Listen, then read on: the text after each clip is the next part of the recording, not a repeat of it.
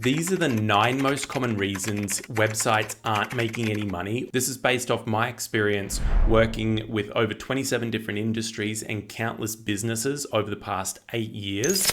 And to be honest, number 7 is the one that I think is the most impactful for most businesses and most websites. So make sure you watch until then. But let's just jump straight in with issue number 1 is your website's literally not getting any traffic. Even preemptive to this is, do you know how much traffic your website's getting? And if the answer is no, then you're probably not tracking the analytics of your website, which is just another fancy way of saying you're not tracking to see how many people are coming to your website and which pages they're looking at. So if you don't have that data and you aren't tracking that information, then all of the rest of these tips are kind of useless, because if you don't know if you're getting the traffic in the door onto your homepage or onto one of your landing pages, then you can't know what else to do going forward. So make sure you are tracking that. And if your website is getting 0 traffic, then that's obviously the reason why you're not making any sales. And if your website is getting 0 traffic, then you're probably not promoting it, or it hasn't been promoted in the correct way in order to get people interested in coming to your website. So I've got a whole bunch of other videos on this topic in particular, so go into my playlist and have a look at those.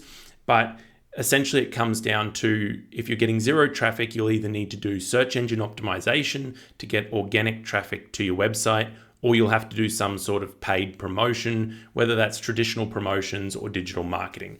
But regardless, if you're getting 0 traffic, your website literally can't make you any money. Issue number 2 is the mobile optimization of your website. So if your website looks pretty on a desktop, but once you get it up on your phone and you search through it, it looks weird, buttons aren't working, and the design is totally off, or it's not loading correctly at all, then that's going to be a big issue, because the studies show that upwards of 60% of your traffic will be coming from mobile phones. At least 60% of your traffic will most likely be coming from a mobile device. So jump onto your own phone, look at your own website, and make sure that it is loading correctly on that device. The second best thing you can do is also check it on a tablet. So if you've got an iPad or a Windows Surface, use one of those as well, just to double check on that view. Issue number 3 is slow load times. Again, this can be different between desktop and mobile, so make sure that you don't just look at it on desktop or just look at it on mobile. Make sure you're testing it for both device types. But if your website is loading slowly, so if it takes over 3 seconds to load up, then you're going to lose a large portion of your viewers. And if you're doing digital marketing and you're losing, say, 40% of your viewers because your website's loading so slowly, then you're literally cutting out potentially 40% of your profitability from your website. So load speeds is very important. Check it, fix it, and you'll see an improvement. Issue number 4 is your contact form isn't working correctly. Now, this one is more specifically for service-based businesses and less so for e-commerce. But one of the big issues that we see is when new updates come out, new design things, new software updates come out, new WordPress core updates, sometimes your contact form can become broken. So it's very important that you check this on a regular basis. We suggest a minimum of every 4 months, but if you can do more often, then do that once a month or something like that. Make sure you check it from different devices as well to be certain that it is displaying correctly and it's easy to fill out and easy to submit. Issue number 5 is your CTAs, or your calls to actions, aren't working properly. So this can be something as simple as your call us now or get in touch or get a free quote button is taking them to the wrong page, or it's just not linked at all. So we've seen countless websites where they say, our conversion rate's really low. We go in and we try and click on the most obvious button to get in touch with them, and lo and behold, it doesn't go anywhere. Or it goes to an About Us page where it should obviously be going to your Contact Us page. So make sure you do click on your buttons. Make sure you click on each link that you can see in your website to be certain that they are going to the correct space. Make sure that they are linked up to where they say they're linked to. Issue number 6 kind of ties in with this, and that is that your website has a confusing user experience. So this encompasses a lot of different things from design to color choices, but one of the most common ones is you've got a lot of calls to action. So thinking about the previous point, the calls to action should be very specific and should be consistent across your website. So I've done a review recently on a lawyer's website where in their header section, they had 3 calls to action. 2 were the exact same style and 1 was totally different. And it was just very confusing which one to click to actually get in contact. So try and keep your calls to action to a single call to action. So when I say that, I mean, if you first have get in touch, then have all of your calls to action as get in touch, or it might be call now, and each of your call to action should be the same style, the same colors, and the same text, and take people to the same place. So this takes out a lot of the main levels of confusion that people often have with websites. Number 7, which is, like I said in the beginning, is my personal favorite, is bad menu design. So when I talk about the menu, I'm talking about your top of your page where you've got normally a logo and some sort of menu.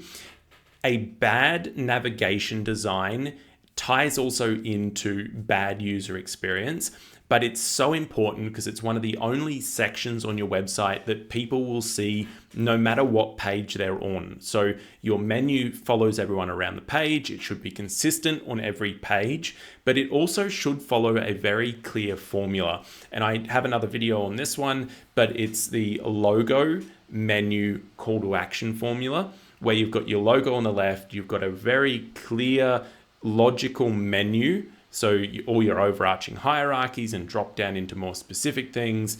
And then your call to action should be very, very clear and very contrasted. So for us, this is a get your free quote now button. And that's in the menu because as people are going through your website and looking at different things and getting more information and starting to trust you more, you want it to be really obvious how they can take the next step and get in touch with you. Number 8 is no social proof on your website. So what is social proof? It's things like reviews, it's testimonials, it's case studies, it's partnerships, so other companies that your target customers know. All of these things tie into social proof because it's essentially saying we are who we say we are. We've done the service that you're looking for, or our product is well received by people that are just like you. And this is the most powerful way to build trust in a complete stranger looking at your website. So if you don't have social proof on your website at all, or it's very small and hidden in your website, then it's not going to be as effective. One of the biggest, most powerful things we can do when we do a redesign of a website is to make the social proof a far more prominent section on the home page or on the product page so that it kind of catches the eye and people don't have to go looking for it.